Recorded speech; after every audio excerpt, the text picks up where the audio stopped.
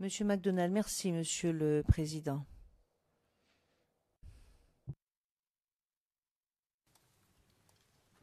Monsieur Mangou, j'aimerais continuer brièvement le rôle du CPCO. Donc, vous avez mentionné que le colonel Sacco était responsable du CPCO. Dans vos propres mots, brièvement. Donc, le CPCO, c'est le centre de planification et de coordination et non de conduite des opérations. C'est le centre du chef d'état-major, le centre opérationnel du chef d'état-major des armées. Donc, il planifie les opérations, il fait les ordres d'opération. Et une fois que les ordres d'opération sont faits, ils sont transmis au commandant du théâtre ou au commandant qui est en charge de la sécurisation de la ville d'Abidjan, qui, lui, les traduit en ordre, fait sa planification et conduit réellement les opérations sur le terrain. Le CPCO aussi désigne les unités sur mes instructions, il désigne les unités pour l'intervention. Et une fois que la désignation est faite, on met ces unités-là sous la responsabilité du commandant des unités sur le terrain.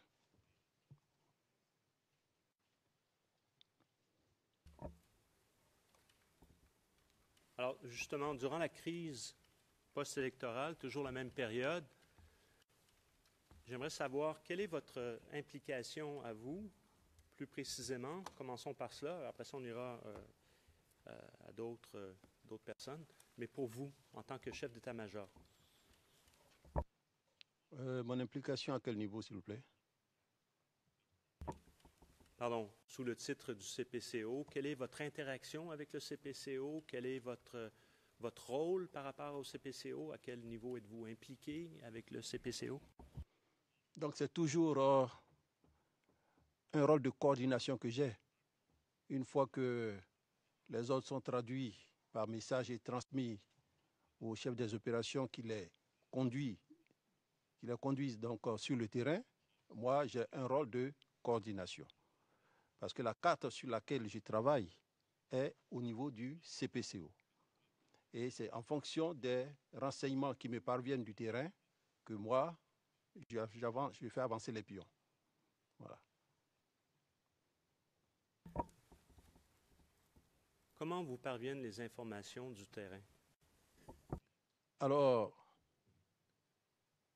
je vais vraiment vous décevoir parce que nous étions dans un état de dénuement total. Si je vous dis aujourd'hui que le chef d'état-major que j'étais n'avait pas de moyens de transmission, vous n'allez pas me croire. Vous n'allez pas me croire. Tout, que ce soit lorsque nous étions sur la ligne de front, ou que ce soit quand je suis devenu chef d'état-major des armées, tout était transmis en clair. Or, pour des unités qui sont au combat, c'est un grand risque. Voyez les désagréments qu'on a avec le téléphone cellulaire en temps normal, à plus forte raison, quand on est sur le terrain. Je voudrais vous donner seulement un petit exemple. Saviez-vous comment nous faisions les bombardements avec les Mi-24? Nous n'avons même pas de liaison sol-air avec les pilotes. On faisait venir les pilotes dans le... On pourra revenir à 2004. Ma question est la suivante. Durant la crise post-électorale, comment les ordres vous arrivaient-ils de la base à vous, au chef d'état-major? C'est pas cellulaire. On les communiquait par cellulaire. Donc, Deto Conan, qui avait des cellulaires, m'appelait au cellulaire pour me communiquer les ordres. Et quand nous avons su que nous étions infiltrés et que ce n'était vraiment pas pillable, Alors on les appelait, ils venaient, on leur donnait des instructions, ils partaient, mais ils étaient obligés de nous appeler pour nous rendre compte. Donc c'est toujours par cellulaire.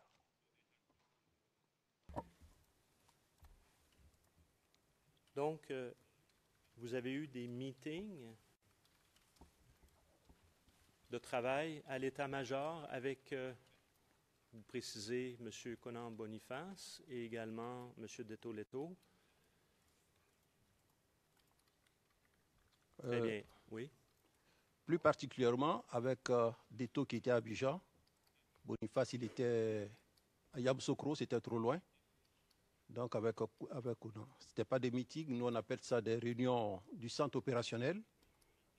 Donc une fois qu'on doit donner des ordres, on se retrouve au centre opérationnel avec les généraux. Ils n'étaient pas concernés par la manœuvre, mais j'ai tenu à ce que les généraux soient là pour que nous soyons tous au même niveau d'information.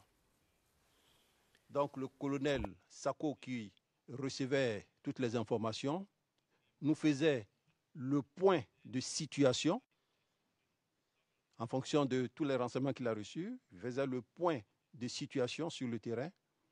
Je laissais donc la parole à chaque officier général pour dire ce qu'il en pensait. Et la décision finale, c'est moi qui prenais la décision finale, que je traduisais en ordre pour Deto-Leto.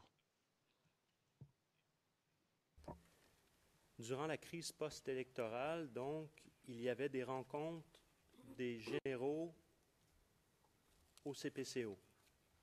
Effectivement. Donc, durant la crise post-électorale, il y avait des rencontres. Les heures de ces rencontres, c'était 8h30 le matin et le soir à 18h.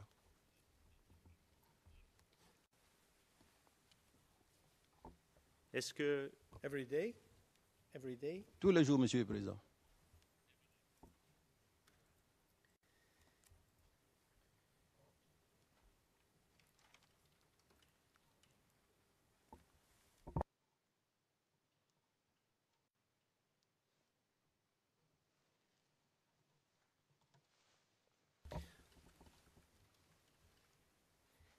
juste dans la période, brièvement, le CPCO, je comprends qu'avant il avait un autre nom. Pourriez-vous nous rappeler le nom de cette entité avant de s'appeler CPCO? C'était le CCO.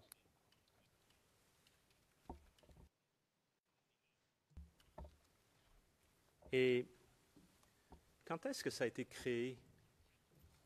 Alors, le CCO, c'était du temps du général Doué.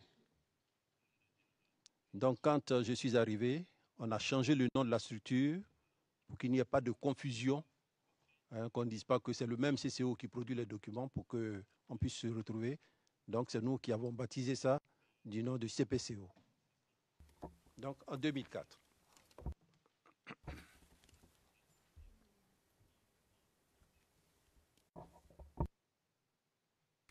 Et le CCO avait-il été créé ou à quel moment et pourquoi a-t-il été créé? Il faut dire qu'il n'y a que le nom qui change. Sinon, c'est toujours le centre des opérations. Voilà, chacun donne le nom qu'il veut, c'est le centre des opérations. CCO, c'est le centre de conduite des opérations. Nous, on en a fait le centre de planification et de conduite. C'est juste pour les opérations. Et au moment de la période électorale, y avait-il un centre? On a le CPCO, mais y avait-il un CP élection? Non. Alors, au moment de la période électorale, nous avons tous travaillé au sein du CCI, qui est le Centre de commandement intégré. Parce que l'accord politique de Ouagadougou nous demandait de travailler en mixité avec nos frères des forces républicaines de Côte d'Ivoire. Donc, c'est dans ce centre qu'a été élaborée la conduite pour tout ce qui concernait les élections. Ça a été d'ailleurs, ça a été d'ailleurs un plan conjoint, puisque nous avons travaillé avec les deux chefs d'état-major, Bakayoko et moi, et les deux commandants des forces impartiales, le général Palacé pour l'ONUCI et le général Amoussou pour l'ONUCI.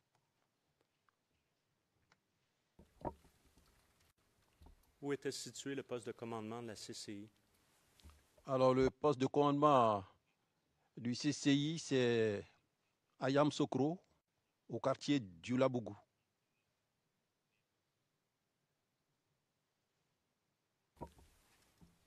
Revenons aux rencontres des généraux à 8h30 et à 18h.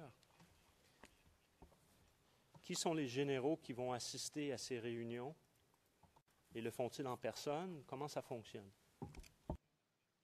Alors, les généraux viennent en personne, mais ce n'est pas que la réunion des généraux. C'est la réunion du centre opérationnel. Le général Deto avait dans le centre opérationnel un certain nombre d'officiers qui l'aidaient dans sa tâche. Il y avait un officier qui était chargé de la conduite des opérations, un officier qui était chargé de la manœuvre ami, un autre chargé de la manœuvre ennemi. Il y avait un qui était chargé de la logistique. Il y avait un officier qui était chargé des renseignements. Normalement, dans le CO, il y a un officier qui est chargé des transmissions. Mais comme on n'avait pas de moyens radio pouvant nous permettre de transmettre des messages avec nos unités, donc on n'a pas trop mis d'accent sur cet officier de transmission. Donc c'est tout ce monde-là qui a travaillé en fin de journée à récolter les renseignements, à voir la manœuvre des amis et des ennemis. Avec les officiers, nous nous retrouvons et l'officier chargé de la conduite prend la parole pour nous faire le point de la situation de la journée. Dans telle zone, il y a eu telle action, voici comment nos hommes ont réagi, voici ce que l'ennemi a fait, on fait le bilan, il y a eu tant de morts, il y a eu tant de blessés, et à la fin, ils prennent des hypothèses. Généralement, c'est 3 hypothèses. Alors ils diront, mon général, hypothèse 1, il y a ça. Hypothèse 2, il y a telle solution. Hypothèse 3, il y a telle solution. Le chef d'état-major regarde, en fonction des renseignements donnés, en fonction des hypothèses émises, j'ai dit, bon, ok, nous allons opter pour l'hypothèse 2. Et on joue l'hypothèse 2, on donne des instructions et on repart. Donc, chacun donne son point de vue, mais la décision finale revient au chef d'état-major des armées.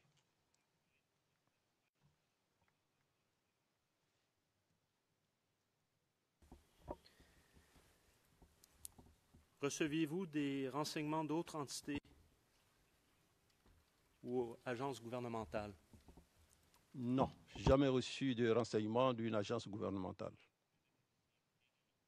Il faut noter que le chef d'état-major lui-même a au sein de sa structure, de l'état-major, un officier de renseignement qui lui aussi essaie de glaner des renseignements ici et là et qui fait des comptes rendus au chef d'état-major. Mais jamais eu un renseignement provenant d'une agence nationale, jamais.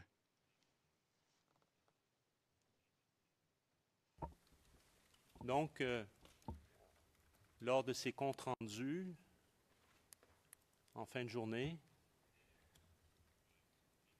les grands commandements étaient représentés et vous receviez des informations de tous les grands commandements? Oui, S'ils en ont, c'est le lieu pour chacun de dire l'information qu'il a reçue. Nous en faisons l'analyse, nous vérifions la véracité et en fonction de ça, la conduite à tenir, nous la donnons à nos éléments. Alors, j'aimerais appeler un document CIV OTP 0043 0391.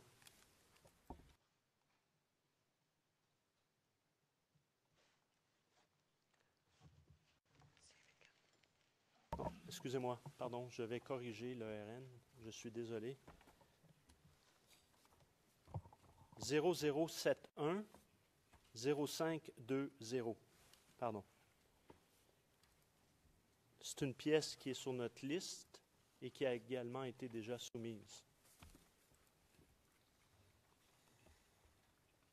0071 0520.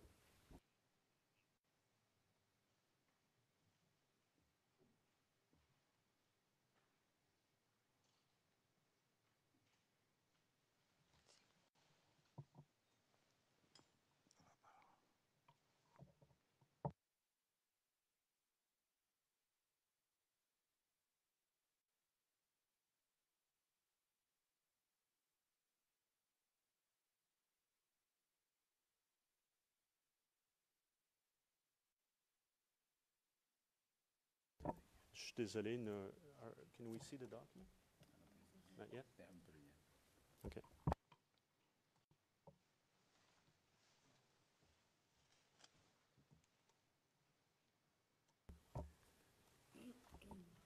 Si on pouvait descendre.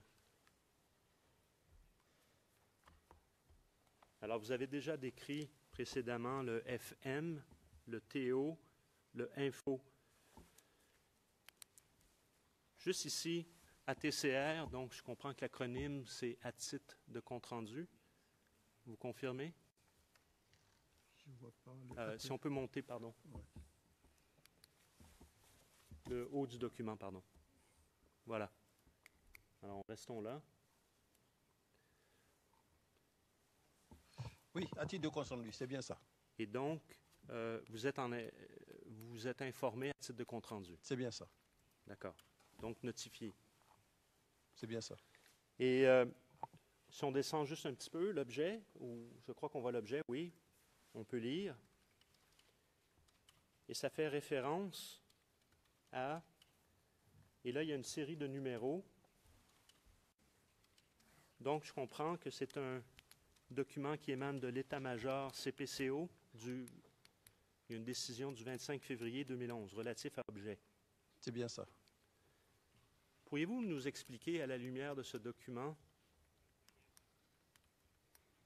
Alors, celui qui a fait le document ici, c'est l'adjoint du général de Toledo. Je vous ai expliqué tout à l'heure que les unités qui n'étaient pas prélevées pour intervenir sur le terrain étaient commandées par leur chef, excepté bien sûr les forces terrestres dont le commandant était le commandant des unités sur le terrain. Donc, il est remplacé par son commandant en second. Donc, c'est lui qui fait ce document. Alors, le chef du CPCO a fait ce message pour informer les commandants des unités que la salle de réunion de l'état-major, habituellement, ce n'est pas là que se trouve le CPCO, est maintenant une salle de centre opérationnel.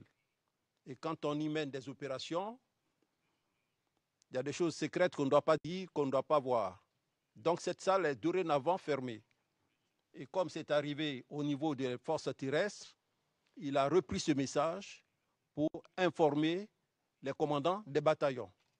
Et généralement, ce genre de message, on le lit à la place d'armes pour que les soldats soient informés pour ne pas aller au centre opérationnel. Pardon. Et donc, on voit bien que, juste on peut lire évidemment, que les badges seront délivrés par le chef CPCO sur instruction du SEMA. Voilà. Comme vous le faites ici, on n'entre pas comme ça si tu n'en as pas de badge. Donc nous aussi, à notre niveau,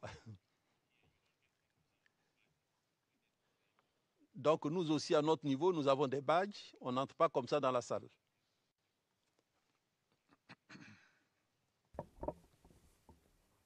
Petite question.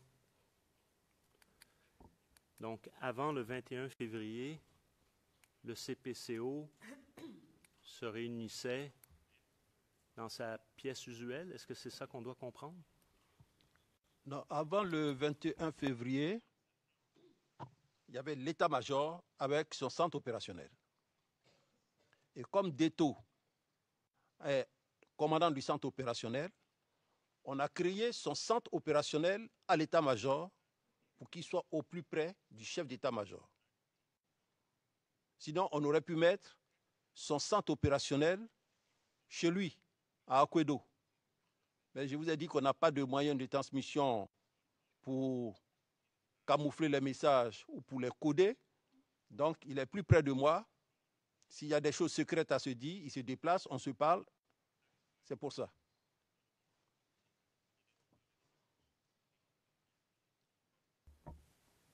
Donc, CPCO reste où il est. Centre opérationnel des opérations sur le terrain est dans cette pièce, Salle, voilà. à la salle de conférence. C'est bien ça. À votre connaissance, comment M. Deto-Leto recevait-il ces rapports sur le terrain? Alors, Deto-Leto et ses hommes sont dans le feu de l'action. Donc, quand on est dans le feu de l'action, il y a urgence. Donc, ce n'est pas des documents qu'on tape, c'est en communication directe avec ces hommes qui sont sur le terrain, qui lui font des comptes rendus et lui, il leur donne la conduite à tenir. J'aimerais vous montrer un autre document et nous allons revenir en arrière. C'est un document donc, du 26 octobre 2010. Il s'agit de la pièce CIV OTP 0043-0391, pièce soumise au dossier par une décision de la Chambre. Si on pouvait afficher donc la première page, s'il vous plaît.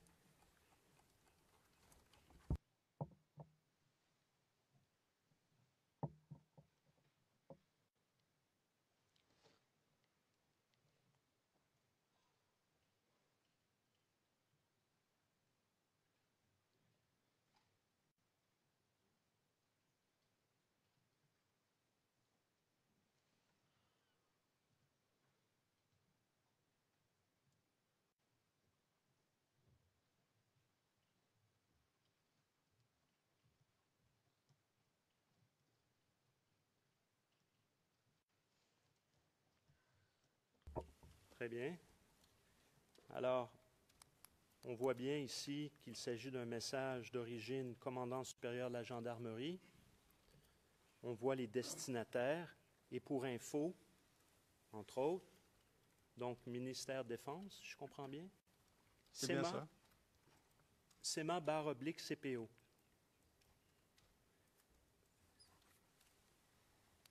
Donc, vous en êtes informé? Non, ce n'est pas moi qui l'informe là. Il informe le CPCO. D'accord. Moi, quand je suis informé, on met tout simplement CEMA. Et on note également CEMP/PR. Là, c'est chef d'état-major particulier du président de la République. Et on a également le chef CCI. C'est bien ça. Et la DGPN. Directeur général de la police nationale. Oui, d'accord. Maintenant, on voit que ce document réfère à un ordre d'opération de la gendarmerie. Si on va à la deuxième page.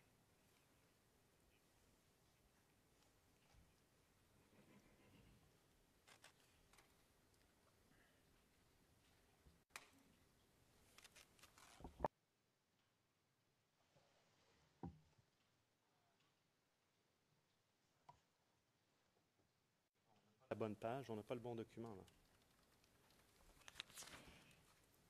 On doit voir la page 0043-0392.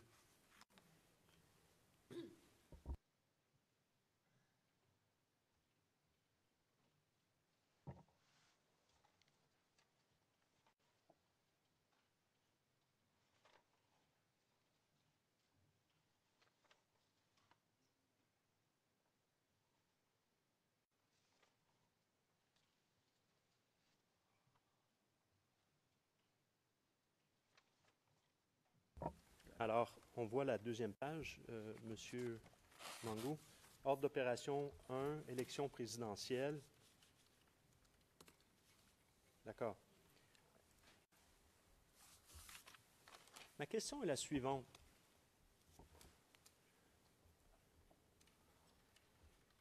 Il y a la CCI. Elle est à Yamoussoukro.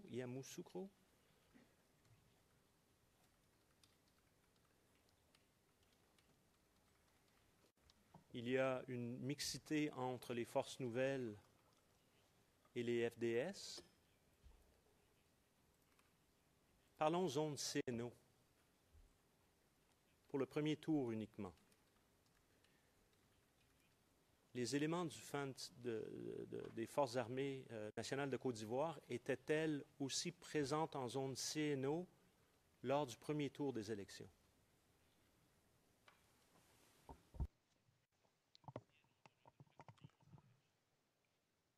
Alors, lors du premier tour des élections,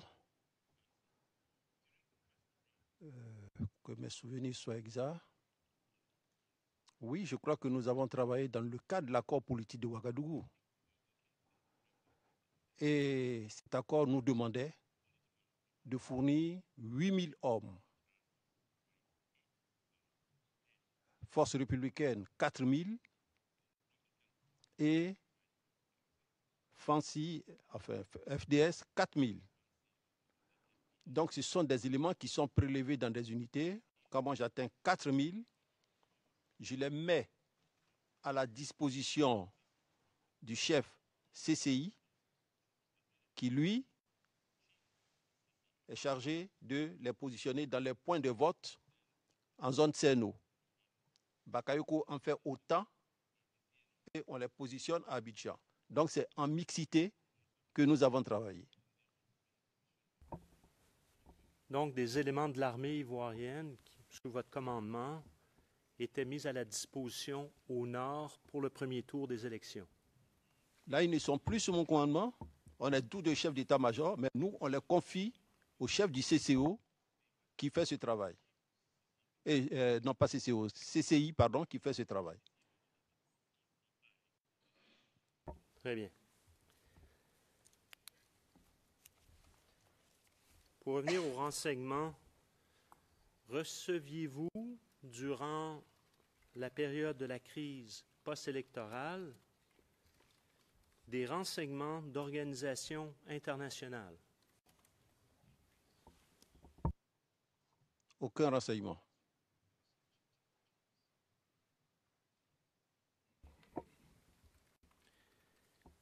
De d'autres forces militaires? Oui. Nous avons souvent travaillé avec les forces impartiales dans le cadre quadripartite. Donc, il y avait la réunion des 4 généraux et elle se faisait souvent au niveau du CCI.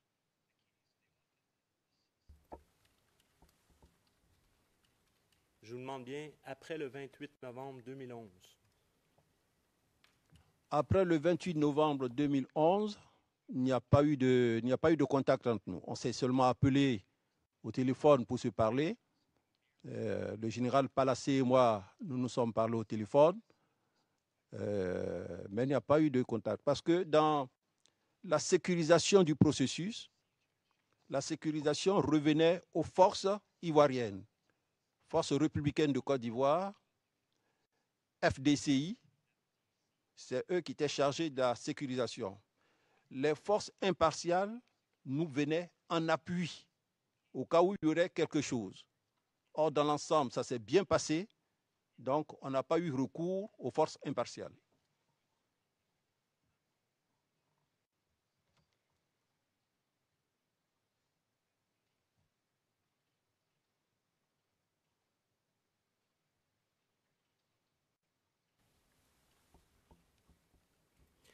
Durant la crise post-électorale,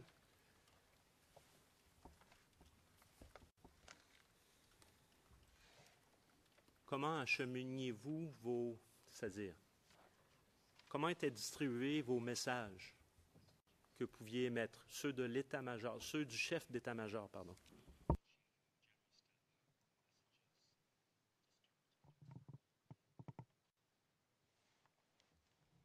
ceux de chef d'état-major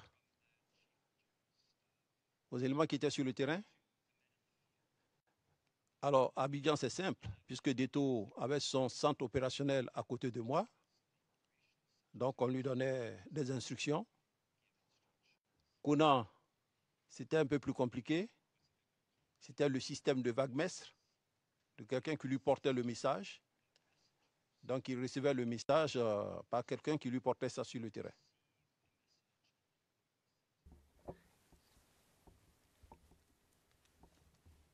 Dans le cas du général Deto Leto qui devient responsable des opérations sur le terrain, êtes-vous capable de nous dire à quelle date il est devenu ce responsable? Alors, le général Deto Leto a pris effectivement le commandement du personnel et des moyens matériels mis à sa disposition à partir du 22 février 2011.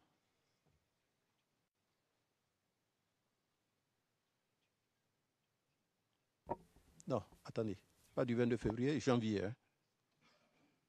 Parce que la police a commencé du 11 janvier au 21 janvier, je crois. Et Deto a pris le relais du 22 janvier au 20 mars par là.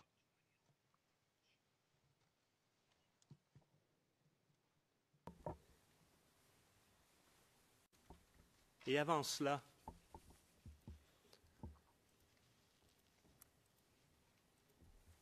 qui pouvait émettre des ordres d'opération pour les forces, c'est-à-dire pour les FANCI?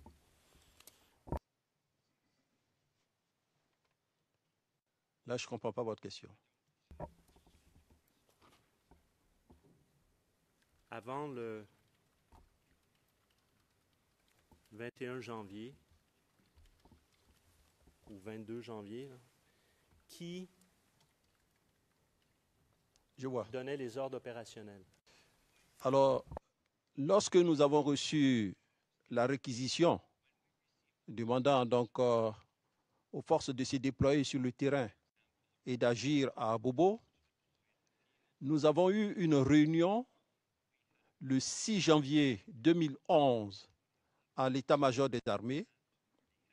À cette réunion était présent le directeur général de la police nationale, le chef d'état-major, le commandant supérieur de la gendarmerie, le général Deto, le général Aka, le général Vaba, le général Guébi-Point, pour analyser la situation et voir comment nous allons nous déployer sur le terrain. Et à cette réunion, le directeur général de la police nationale nous a dit que ce qui se passait à Abobo était de sa compétence, que c'était une opération de maintien de l'ordre, donc qu'il pouvait y faire face. Donc lui, il a mené cette opération au sein de son centre opérationnel qui est le PC Minox, c'est-à-dire PC du ministère de l'Intérieur.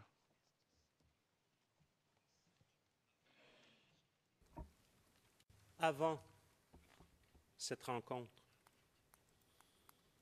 comment, vu qu'on recule dans le temps, là, on revient en arrière, comment vos ordres à vous, comment les distribuez-vous? Donc avant ça, le chef d'état-major faisait des messages, le message qu'il adressait au commandant des forces, qui était le commandant des forces terrestres, des forces aériennes et puis des forces de la marine nationale. J'appellerai le document CIV OTP 0071-0152, s'il vous plaît.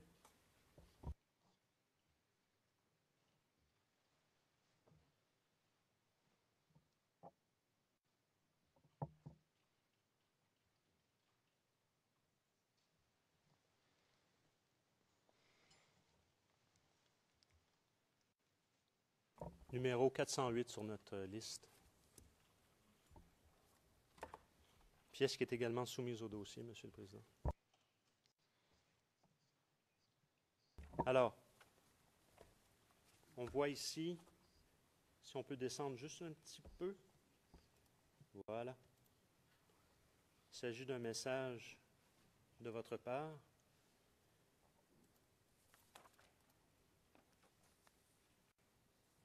Commandant supérieur de la gendarmerie, DGPN et Comterre.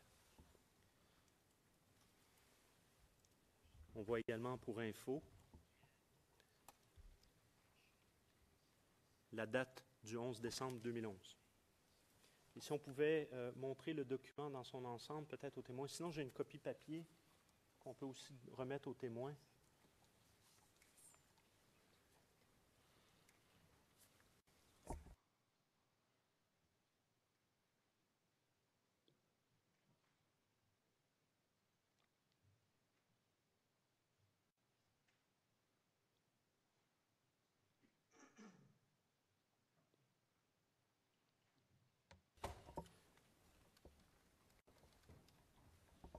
Vous pourrez voir la pièce recto verso. OK, si, je vois. Merci. Donc,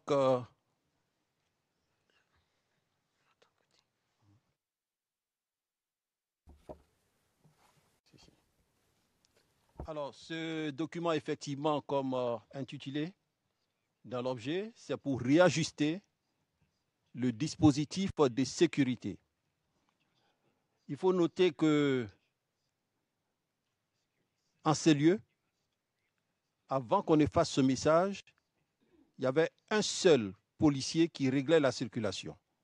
C'est-à-dire au carrefour de pistes de route, Riviera Golf, l'hôtel du Golfe, il y avait un policier là qui réglait la circulation.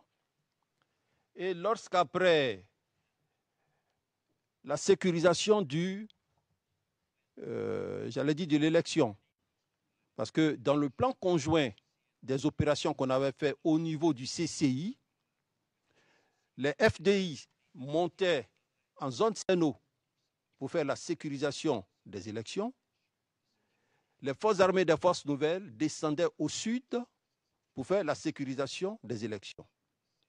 Et à l'issue, chaque entité rejoignait sa base. Nous avons retiré nos éléments du nord, mais les forces républicaines de Côte d'Ivoire ont fait partie certains éléments et d'autres sont partis au Golfe. Donc, on a mis sur place un engin avec une mitrailleuse pour suivre un peu le mouvement de nos frères d'armes. Cet engin qui était en place, un matin, nos frères d'armes sont sortis, conduits par Mouro. Ils sont venus, ils ont enlevé l'arme, et ils sont partis au Golfe avec. J'ai donc appelé le général Gueux, que je connaissais très bien, et après avoir discuté avec lui, il a rétrocédé l'arme.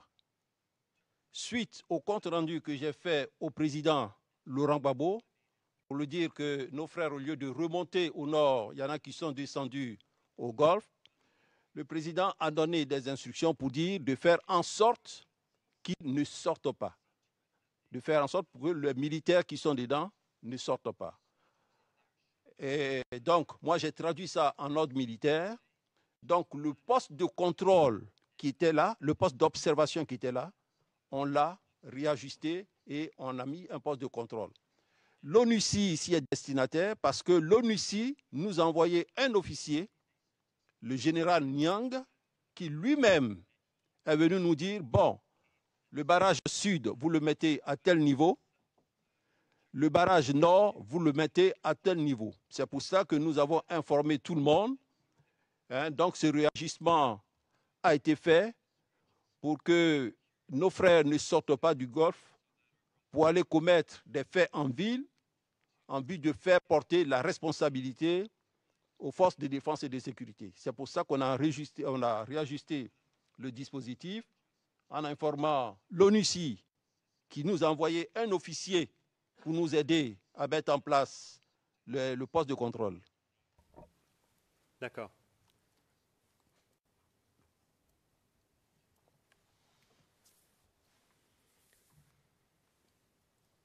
Je veux corriger la date. C'est bien en français à la ligne page 79, ligne 19. Je parlais bien de l'année 2010, évidemment, et non 2011. Le 11 décembre 2010. Est-ce le début de ce que certains ont appelé le blocus?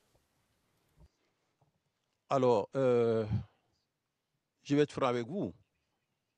Dans notre esprit, ça n'a jamais été un blocus. Ça n'a jamais été un blocus. Le poste qui a été mis sur pied, je le précise bien, c'est un poste de contrôle. Et vous avez vu qu'on a demandé qu'on fasse le contrôle. Pour demander à nos hommes de ne pas permettre aux militaires qui y étaient d'aller en ville en armes pour faire quoi que ce soit et nous faire porter la responsabilité. Mais de deux, de veiller à ce que des gens en armes n'aillent pas... Merci, Monsieur le Président. De veiller à ce que des gens en armes n'entrent pas au Golfe pour commettre des forfaits pour nous faire porter la responsabilité. C'est vrai que quand on donne un ordre, souvent il y a des interprétations. Donc, quelquefois, quand un véhicule arrivait avec des vivres, pour ceux qui étaient au Golfe, les gens les bloquaient. Mais quand je suis informé, on laisse passer les véhicules. Et on n'a pas donné d'ordre dans ce sens pour priver les personnalités qui étaient au Golfe de nourriture. Je me rappelle qu'une fois, le cardinal d'Abidjan lui-même, c'était à la veille de Noël 2010, s'est déplacé pour venir me voir à l'état-major pour demander l'autorisation afin de permettre à un prêtre d'aller officier une messe. Je lui ai dit, mais cardinal, vous me faites trop d'honneur. Ils peuvent aller, ils ont besoin de la nourriture spirituelle. On n'a pas besoin de leur donner l'autorisation. Ce n'était pas pour faire des contrôles, pour empêcher ou bien pour les priver de quoi que ce soit, mais c'était dans ce sens. Mieux. J'ai même dit au président Laurent Gbagbo, Monsieur le Président, ceux qui y sont, ce sont des autorités.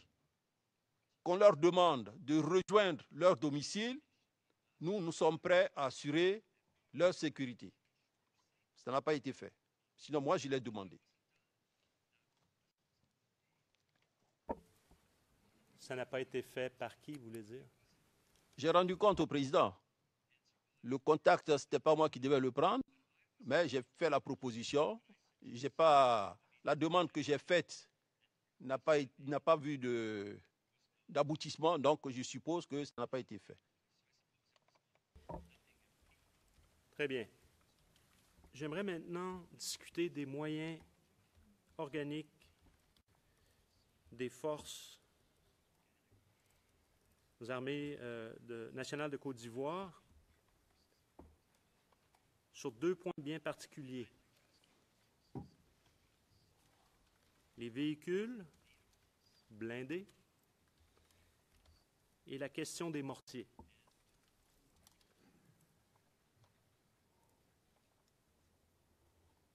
Alors, quel type de véhicule blindé est-ce que l'armée avait à sa disposition lors de la crise post-électorale? Alors, lors de la crise post-électorale, du côté de la MACA, on avait 2 engins Elan qui sont des véhicules de type sud-africain. Ce sont des véhicules de transport de troupes, capacité d'emport par véhicule, 12 personnes. Quelle force? Du bataillon blindé. De ce côté, on avait... De ce côté où? La Maca, toujours la Maca. Toujours la Maca. Donc, on avait 2 mortiers de 60 CS. Je veux dire CS. CS, ça veut dire cloche spéciale. Alors, pour la petite histoire, pendant les 2 guerres mondiales, ils mettaient une sorte de casserole à un arbre et pour permettre à tout le monde d'être informé de l'arrivée de l'ennemi, on tirait sur ces mortiers et quand ça fait du bruit, ça informait les autres que l'ennemi arrive. Donc, on appelait ça cloche spéciale. On avait, lorsque les unités s'étaient déployées, au rond-point d'Abobo, les éléments de la BAE sur RG-12, qui sont des engins blindés. Sur RG-12, on avait les éléments de la gendarmerie blindée sur les véhicules, les VAB, véhicules de l'avant blindé.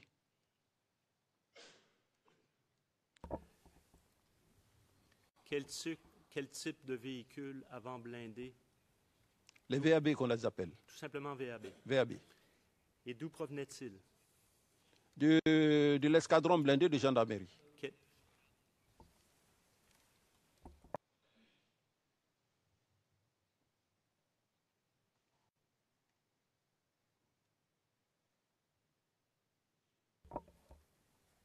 Donc, du GEB. Et de quelle origine, de quel pays, où viennent-ils? Monsieur le Président. Maître Bougnon. Maître Bougnon, dit le président. Le témoin a dit escadron blindé. Je ne sais pas d'où vient le GEB. En tout cas, le témoin n'a pas encore dit GEB.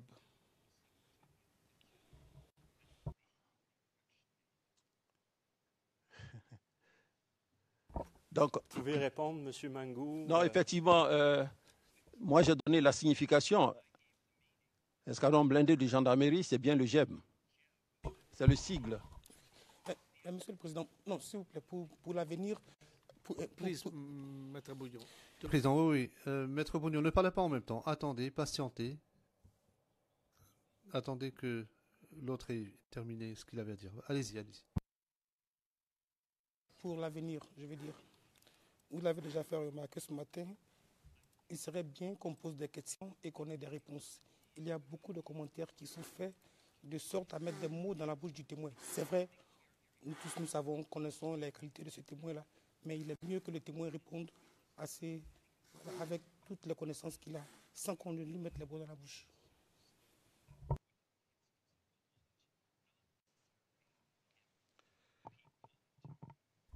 Maître Bougnon.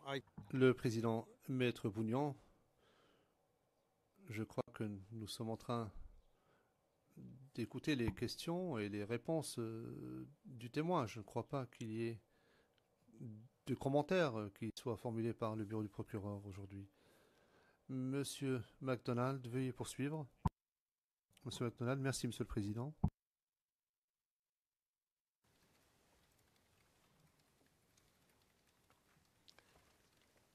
Alors, le pays d'origine de ces VAB, s'il vous plaît. Alors, français, fabrication française. Il y a eu également un engin de la garde républicaine, un BTR 80. Un BTR 80 Il y a là également 2 mortiers de 60 et le mortier de 120 qui est venu à la deuxième phase de l'opération. Voici donc du point de vue blindé et mortier ce que nous avions dans le dispositif qui était déployé. Maintenant, au niveau de la RTI, c'est le dispositif qui a toujours été en place pour la surveillance de la RTI. Là-bas, on a un peloton blindé qui appuie une section de paracommando, une section de gendarmerie et on a un bitube du BASA au niveau de la RTI dedans. Donc voici le dispositif blindé qu'on a dans... Le BTR 80 était de quelle origine? Alors, le BTR 80, comme son nom l'indique, BTR, c'est un nom russe, ça veut dire brouillé, transporteur, engin blindé. Il est d'origine russe, brouillé, transporteur. Brouillé, ça s'écrit... Ok, merci. Ça va. Ça va. Mais on a effectivement... From the acronym, from... Le juge président, oui. Mais d'après l'acronyme, nous ne pouvions pas deviner que c'était russe, de fabrication russe, mais nous vous croyons. À votre connaissance, quand avez-vous obtenu ce BTR 80? Alors, ce BTR 80 est arrivé dans les toutes premières manœuvres, c'est-à-dire quand on avait commencé la première offensive. Mais elle a dû avoir les deux roues. Des dates pour nous situer, M. Mangou, s'il vous plaît. Quand vous dites première offensive, je comprends, mais pour la Chambre, s'il vous plaît. D'accord. Donc, il faut dire que le 24 janvier, on avait ce BTR et le BTR est reparti parce qu'il avait 2 roues qui étaient crevées, qui avaient pris des balles, donc inutilisables. Et quand avez-vous obtenu la Côte d'Ivoire, la garde républicaine, les BTR ou sinon les forces armées? Merci. Ces BTR ont été achetés dans le cadre de la crise en 2003. Tout l'armement que nous avons reçu, c'est en 2003. Il y avait combien de BTR 80 qui ont été achetés? Je crois qu'il doit en avoir 6 pour l'armée ivoirienne. 6, je crois. Et lors de la crise post-électorale, combien y en avait-il en opération? Alors, il faut noter que c'était des véhicules d'occasion. Des véhicules d'occasion qui n'ont pas fait long feu. Celui au niveau du bataillon blindé, je crois qu'il doit y avoir un qui marchait. Au niveau de la garde républicaine, 1 ou 2 qui marchaient, mais ces véhicules n'ont pas fait long feu. Toujours lors de la crise post-électorale, ma question. Non. Au niveau de d'Aboubo, c'est le seul qu'on a eu qui a eu le pneu crevé, mais qui n'est plus revenu. D'accord.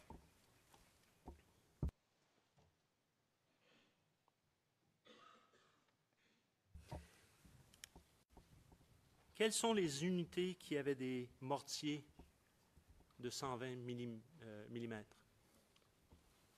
lors de la crise post-électorale?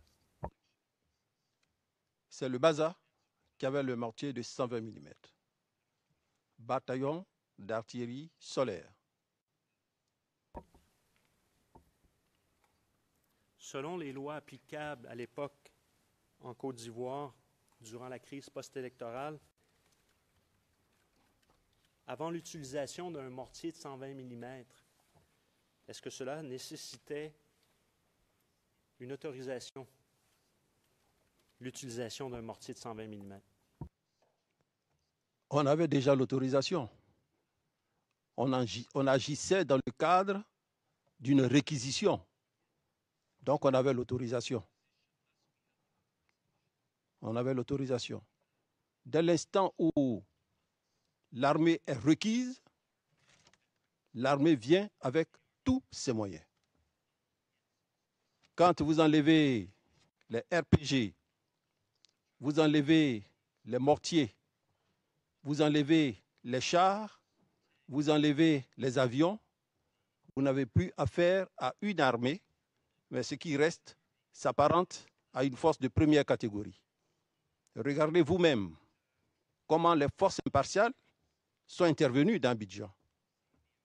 Elles étaient requises, elles ont utilisé les chars.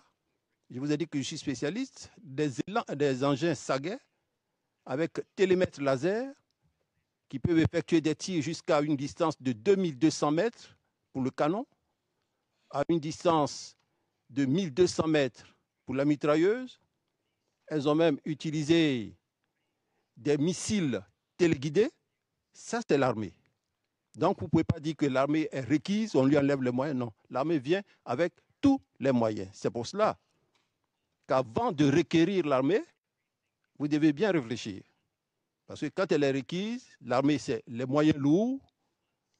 Et quand la force de première catégorie n'a pas pu faire face au danger, quand l'armée vient, c'est pour faire la décision. Voilà, c'est pour faire la décision. En tant que chef d'état-major,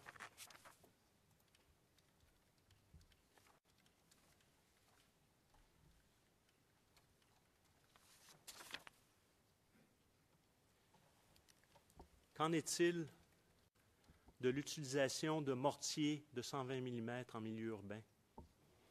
Alors, de l'utilisation du mortier de 120 mm en milieu urbain, tout est fonction de l'objectif et du but recherché.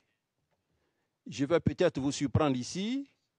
On ne fait pas que du tir à tuer avec le mortier de 120. On peut faire plusieurs tirs. Vous pouvez faire des tirs de destruction. Vous tirez du personnel, vous détruisez des abris, vous faites j'allais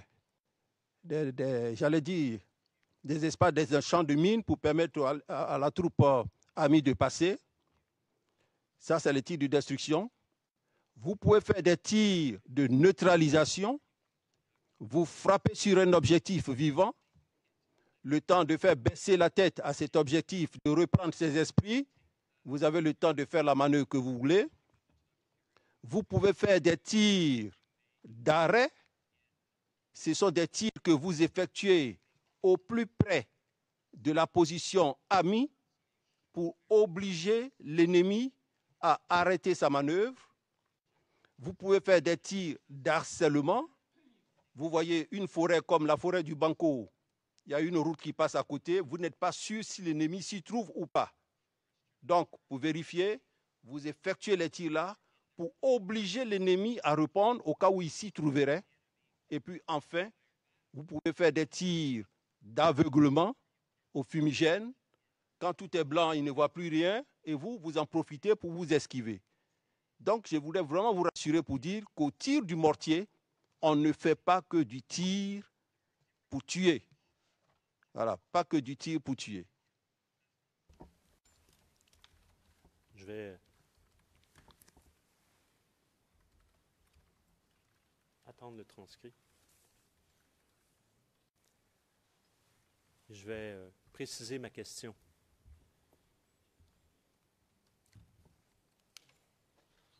Qu'en est-il de l'utilisation de mortiers de 120 mm en milieu urbain habité par des non-combattants?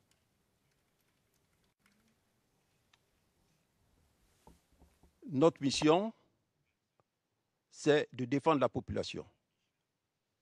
Notre mission, ce n'est pas de tuer la population.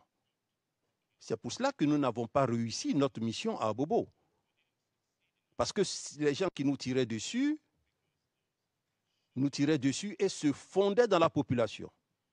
Or, quand un tir, on vous applique des tirs, vous devez répliquer. Donc, en milieu urbain, s'il n'y a pas de combattants, on ne peut pas appliquer de mortier dessus. Ce n'est pas possible.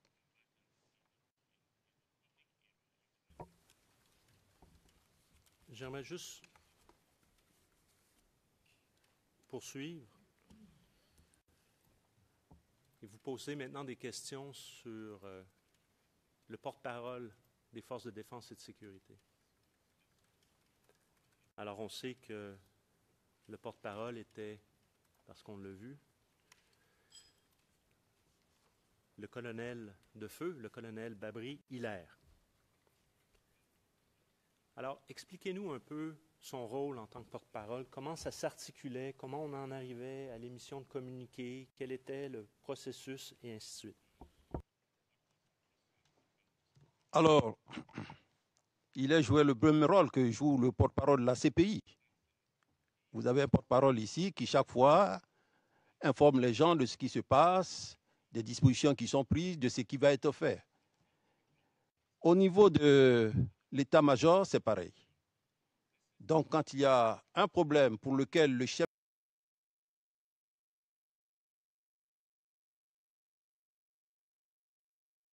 qui sont prises, de ce qui va être fait. Au niveau de l'état-major, c'est pareil. Donc, quand il y a un problème pour lequel le chef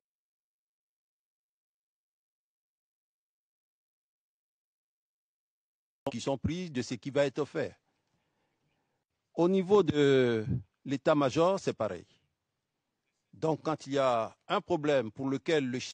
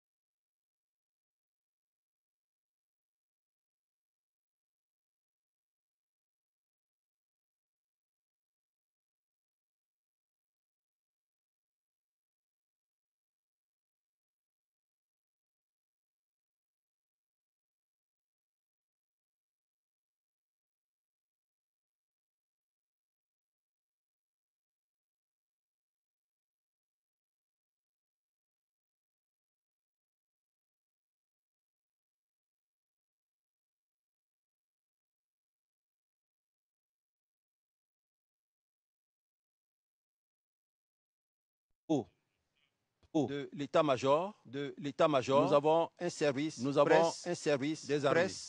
des armées. Donc ce service presse des armées enregistre le communiqué fait par le porte-parole et il fait partie de la cassette à la RTI, et ça passe sur les ondes de la RTI. C'est souvent repris aussi à la radio nationale, et on peut aussi retrouver le même communiqué dans la presse écrite.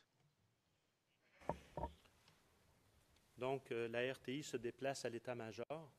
Non, c'est non. Le porte-parole qui se déplace à la RTI? Il y a deux cas. Le porte-parole peut se déplacer à la RTI, pour lire ça sur le plateau, mais quelquefois, c'est fait dans la salle de conférence de l'état-major. Ils prennent la carte, c'est-à-dire le service presse des armées prend la cassette et va remettre ça à la RTI. Donc, vous avez un système audiovisuel pour pouvoir vous enregistrer vos messages et qu'ils soient acheminés, c'est ça? Comme toute armée digne de ce nom.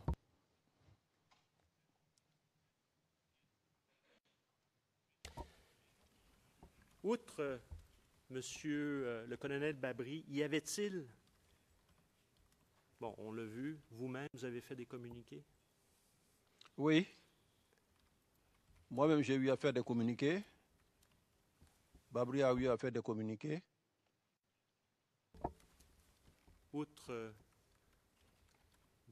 le colonel Babry et vous-même, y a-t-il eu d'autres porte-parole des FDS durant la crise post-électorale, mais avant le 28 mars 2011? Non, Babry, c'était le porte-parole désigné par l'état-major. Donc, en dehors de Babry, je ne pense pas qu'il y a eu un autre communiqué fait par une autre personne.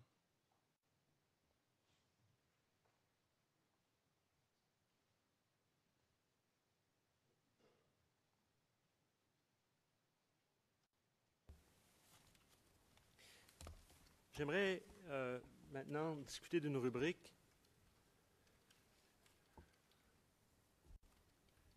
La formation des FDS, je dis bien les FDS, en droit international humanitaire.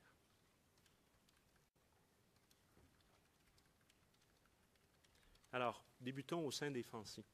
Y avait-il une personne responsable des questions de droit international humanitaire? Oui. Pas au sein des FANCI. Au sein des FANCI, il y a des officiers qui ont été formés par le personnel responsable du droit humanitaire. Ils font la formation à nos hommes et les officiers prennent le relais pour former les militaires du rang. Leur dire ce qui est essentiel, ce qu'ils ne doivent pas faire en guerre, ce qui n'est pas autorisé, on le leur dit. Donc, il y a une formation qui se fait à ce niveau.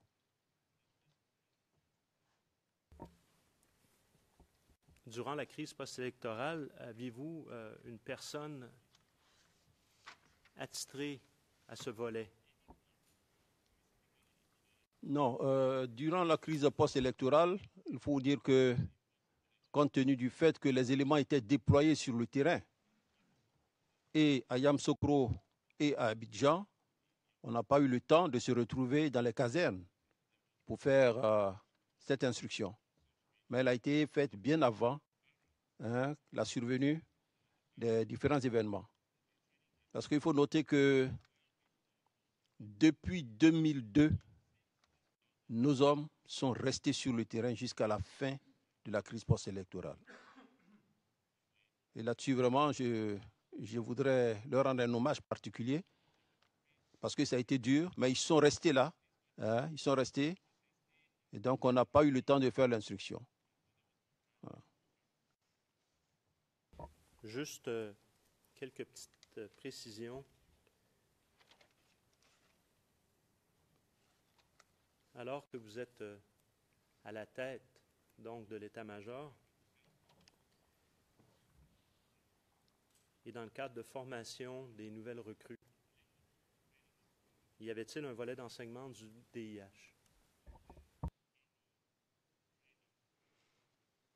Alors, il faut noter que les recrues font une formation en 3 mois.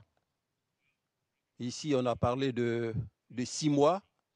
Non, ce n'est pas 6 mois. Les recrues font une formation en 3 mois. Je vais apporter la précision. Dans le temps, quand on avait besoin de militaires avec des mollets bien faits, c'est-à-dire qu'il fallait être fort physiquement, on vous prenait, on ne tenait pas compte de ce que vous aviez dans la tête, on vous engageait, on mettait plus de temps. On faisait donc la FCB, oui. Je m'excuse de vous interrompre, mais ma question est la suivante. Alors que vous êtes à la tête de l'état-major, Oui. la formation des recrues comprenait-elle un volet en DIH? Non. Non, c'est ce que je veux vous expliquer, non. Est-ce qu'au sein des FANCI, alors que vous êtes à la tête de l'état-major, est-ce qu'il y avait, vous avez parlé des officiers qui ont été formés, on va y venir, Oui. mais je parle pour tout soldat, est-ce qu'il y avait des ouvrages de référence à la disponibilité des forces? Effectivement, je vous l'ai dit, il y a une formation au DIH, une formation qui est faite par le personnel spécialisé, qui forme essentiellement les officiers qui, eux, relaient la formation aux militaires du rang. Mais avec la crise, on n'a pas eu le temps de faire cette formation. Je vois que Maître Bougnon. Your Honor, just that the witness is... Monsieur le témoin, je voudrais que, Monsieur le Président, je voudrais qu'on s'assure que le témoin ne puisse pas entendre ce qui va être dit, ou en tous les cas le comprendre. Le juge président, très bien à vous, Maître Bougnon. Oui, je pense que le témoin à plusieurs reprises interrompu de manière assez peu habituelle, alors qu'il veut donner certaines précisions, certaines explications. Je pense que sur la question de la formation, il avait commencé à répondre pour faire un distinguo, il a été arrêté. Je pense que cette manière de faire n'est pas assez intéressante dans la mesure où il pourrait dire des choses qui pourraient intéresser tout le monde ici, que ce soit les partis ou la Chambre. Donc à l'avenir, il faudrait laisser un peu plus le témoin donner des explications pour nous éclairer.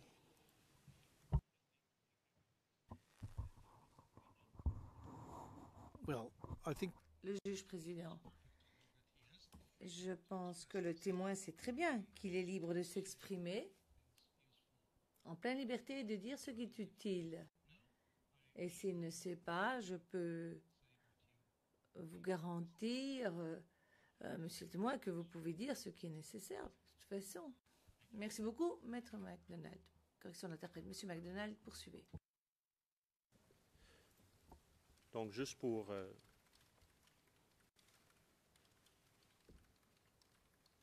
des ouvrages, y avait-il au sein même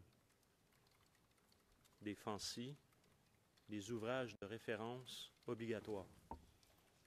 Alors, au niveau des FANCI, il n'y a pas de bibliothèque. La chance que nous avons, c'est que quand des officiers partent en stage à l'extérieur, ils ramènent des bouquins qui souvent ne sont pas adaptés à nos réalités d'ici. Donc, quand ils les ramènent, on essaie de faire des fiches à notre niveau pour instruire nos hommes. Mais il n'y a pas de bouquin type. Maintenant, ceux qui viennent faire le DIH, souvent ils viennent avec des bouquins qu'on photocopie et à partir de ces bouquins, nous faisons l'instruction de nos hommes. La dernière fois, quelqu'un ici parlait de FETA, non, de TTA, pardon, de TTA, qui sont des fascicules, des manuels qui sont en vigueur dans l'armée française, mais en Côte d'Ivoire, il n'y a pas de TTA. En Côte d'Ivoire, il n'y a pas de TTA. Nos fiches d'instruction sont très vieilles et c'est maintenant qu'on cherche à renouveler ces fiches d'instruction pour nous mettre au goût du jour.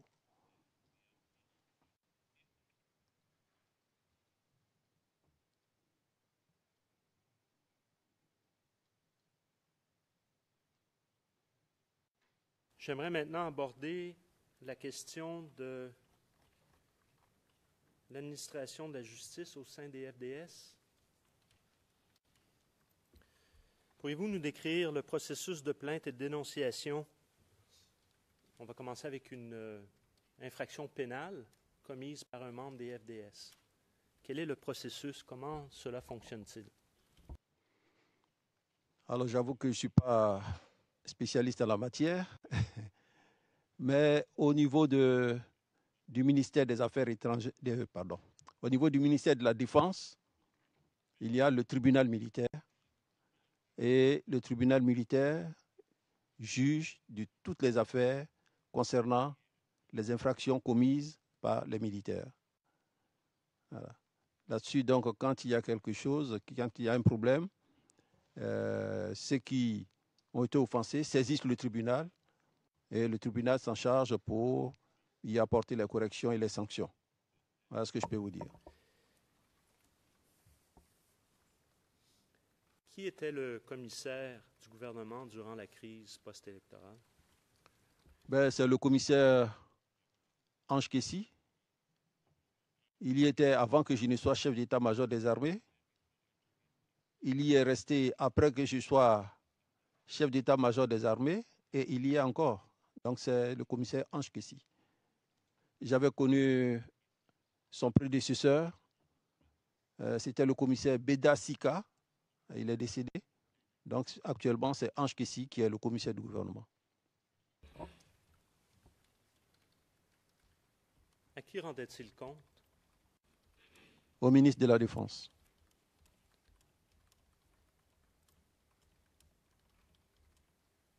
Étiez-vous informé, en tant que chef d'état-major, si un des membres des FANCI était condamné d'une infraction pénale? Le tribunal militaire même est un peu dans l'enceinte de l'état-major. Hein. Ils ont pris la salle de conférence de l'état-major pour en faire le tribunal. C'est quand il y a des procès, ils viennent. Oui, nous sommes informés quand ils sont condamnés pénalement. Et cela même par voie de presse, on informe le maximum de personnes pour que l'exemple de la condamnation serve aux autres militaires pour qu'ils ne soient pas amenés à faire les mêmes fautes. Étiez-vous informé lorsqu'il y avait autorisation d'une plainte? C'est-à-dire, étiez-vous informé lorsque une intention de poursuite de la part du commissaire était autorisée par le ministre de la Défense? Oui, forcément. Parce que tous ceux qui sont pénalement poursuivis, c'est des militaires qui appartiennent à des unités. Donc, dès l'instant où l'intéressé ne se trouve plus au sein de l'unité, le commandant d'unité a la responsabilité de rendre compte de la position de l'intéressé. Donc, quand ça remonte jusqu'au chef d'état-major, on sait qu'un tel, il n'est pas l'unité et qu'il est poursuivi, il est au niveau du tribunal militaire. Ça, nous le savons.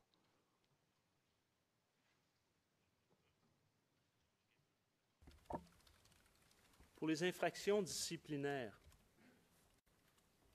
donc au code militaire, expliquez-nous le processus. Comment est-ce que cela fonctionnait?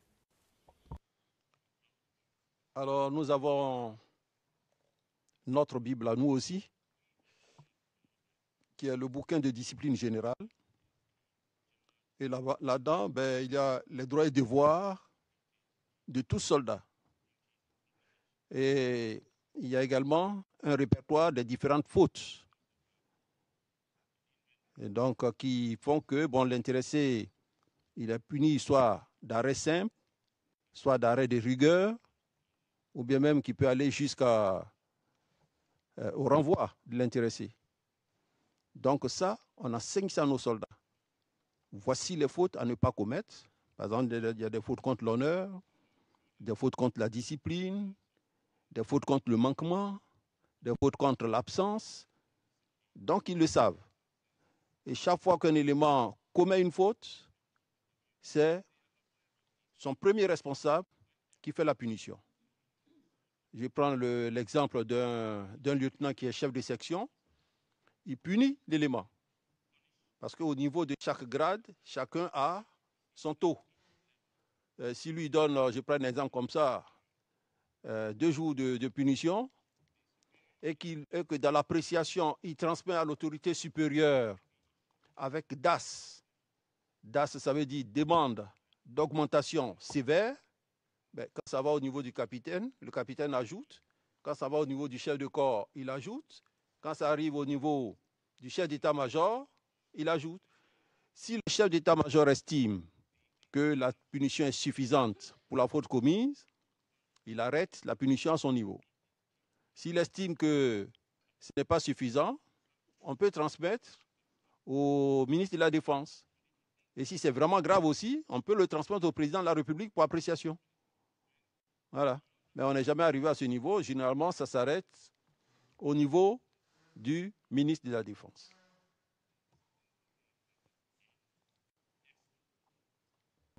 Donc, vous étiez informé, si je comprends bien, des mesures disciplinaires à l'égard de chacun des membres. Ça, c'est quand le chef estime que la punition doit être augmentée, ça va jusqu'au chef d'état-major. Mais si à son niveau, il estime que la faute n'est pas trop lourde qu'il peut l'arrêter, il arrête, mais il transmet quand même le dossier. Parce que dans l'armée, quand vous encourez une punition, et que vous êtes dans votre année de proposition, vous ne passez pas. Quand vous avez eu une punition, ça vous reste, ça compte, c'est comptabilisé pour 3 ans. Donc, dans vos cours de 3 ans, vous ne passez pas.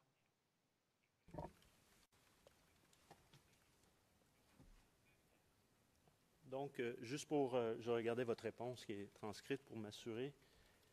Donc, si la mesure disciplinaire qui est prise par le lieutenant est suffisante, qu'il n'y a pas de DAS, le dossier, malgré tout, vous est transmis pour info à CTR? Oui, parce qu'il faut qu'on ait sa punition dans le dossier. Voilà, on met ça dans le dossier, quand même. D'accord.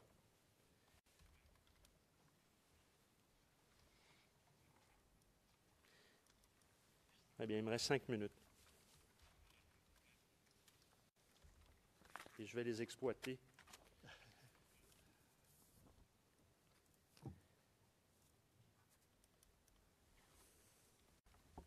Si vous me permettez un instant. Un petit instant, Monsieur le Président, je m'excuse.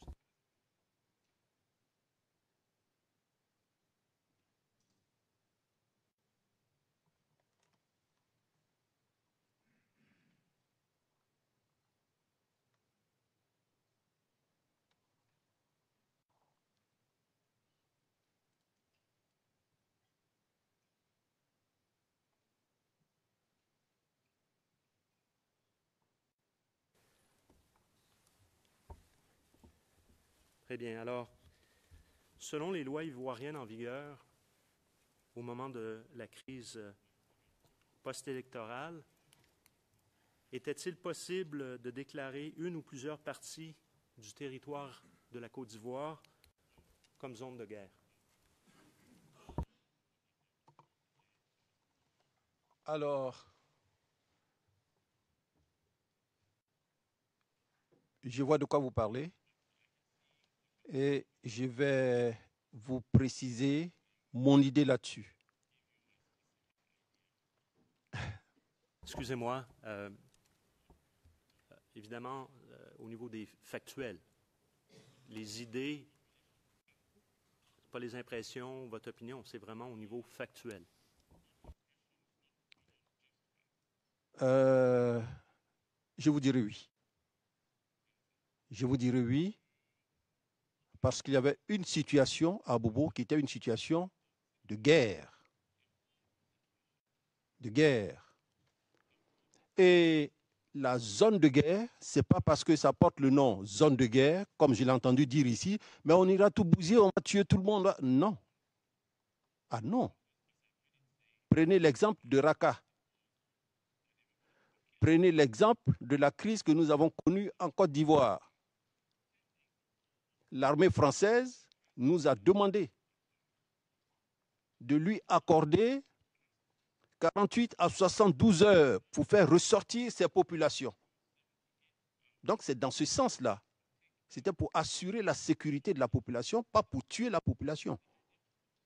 Voilà. Donc la zone de guerre, dans une situation pareille, où vous avez des éléments qui tirent dessus, qui sont confondus à la population, il faut à un moment donné extraire la population de manière à avoir une lisibilité, voir qui c'est votre ennemi, afin de traiter cet ennemi.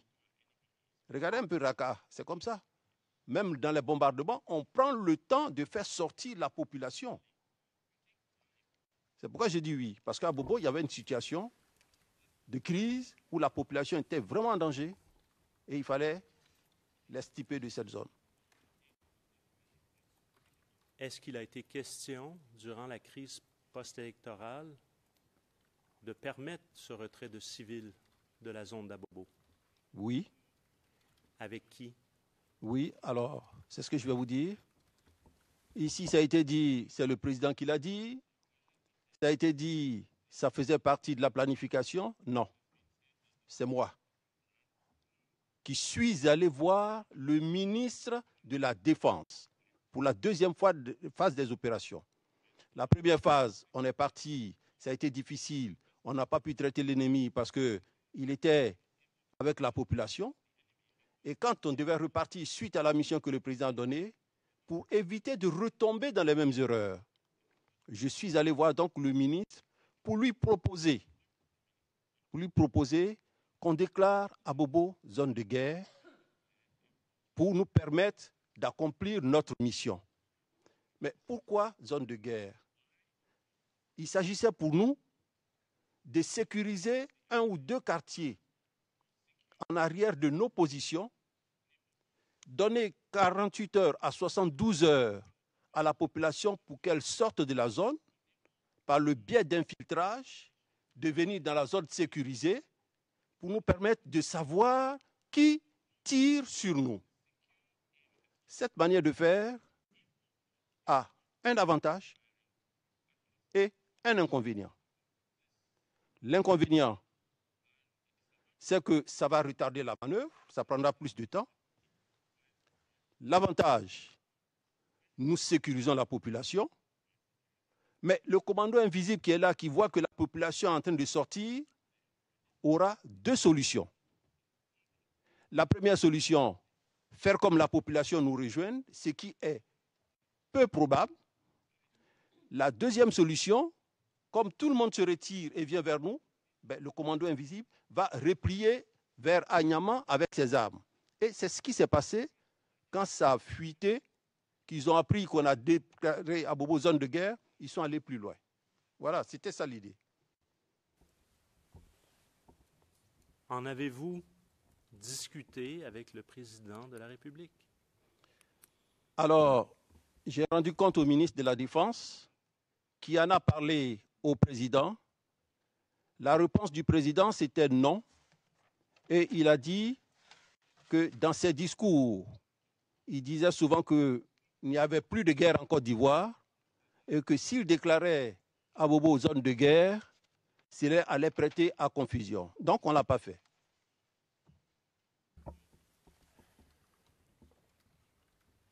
Donc, on retient qu'Abobo n'a jamais été, ou quartier à l'intérieur d'Abobo n'a jamais été déclaré zone de guerre. Jamais.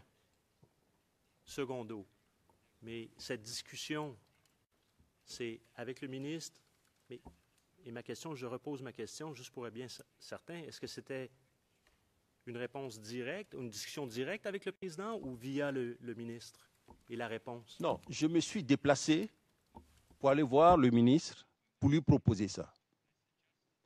Le ministre a appelé le président, ils en ont discuté, il a reçu la réponse du président et il m'a ramené la réponse. Comment est-ce que ça a fuité? avant de reprendre les opérations, c'est moi qui suis allé au centre opérationnel pour dire, bon, nous allons amorcer la deuxième phase de l'opération. Nous allons tomber dans les mêmes difficultés parce que j'ai demandé qu'Abobo soit zone de guerre, mais ça a été refusé. On était infiltrés. Donc les gens ont appris qu'Abobo est zone de guerre. Ils ont commencé à le dire aux uns aux autres jusqu'à ce que le commandant invisible sache qu'il y a Abobo est zone de guerre. Voilà comment c'est parti. Sinon, ça n'a jamais fait l'objet d'une planification et ce n'est pas le président qui l'a dit, c'est moi qui ai fait la proposition. If you allow me one last question, Your Honor. Si vous me permettez une toute dernière question, Monsieur le Président, et alors ça nous permettrait de conclure aujourd'hui, d'autant plus quand je jette un coup d'œil à l'horloge. Avant de faire cette proposition au ministre qui en discute avec le président,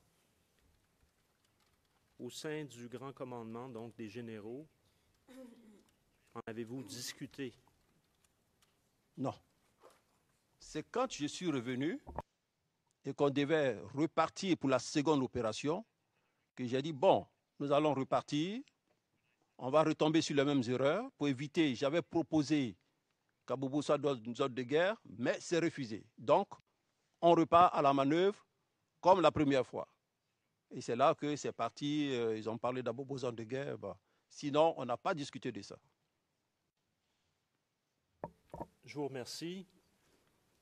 Those are my questions for today.